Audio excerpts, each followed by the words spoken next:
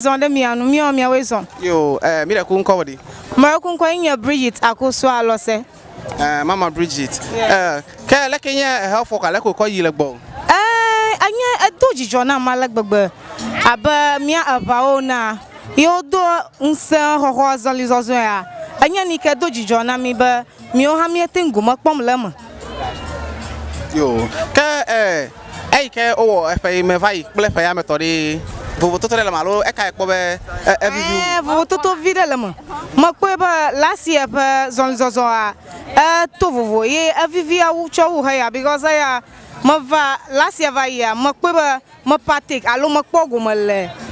ngada iko wa alo fafa gada iko wa ba abo popo sipa dada bla ludu han ma makpogo male ga ke e ma va fia la pe amanya makpogo da ko ma woda like nyama jijo de ka kpom la do kunyemu ta masusu ba maybe do ma hiwa ko abo da be mi adalo ga ka makpom mu de ka hada ko ta ma gboba vuvuto to lama yo ka nunca like nunca gbo cho ta do ma hin mo ke Nigeria mega tan va ijile ya ton na like susu nunca va susu mana ya ta meton iji akpoba aba alaika ojejemana agbo soso makava fia aba last year va yena alaika achapu awo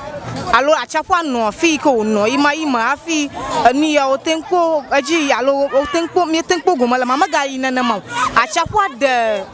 katazwa ta afia kami nuam la chapwa de tapagede ta weba tapamalika muna tan a organizer numa okatalo ye weba makweba numo de umajimu yo kamera kure nyakala se agbona mi afa tato alo afa nu la me yo ka kpona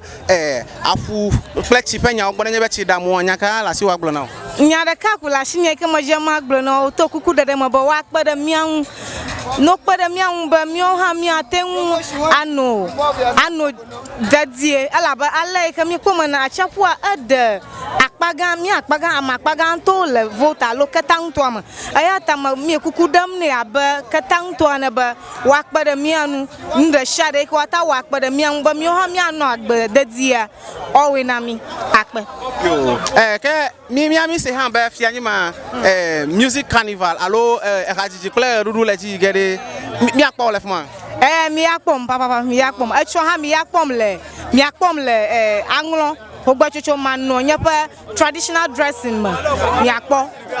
akpa ba fo nu kle voter festival o akpa na mi on ha mi over do oge yo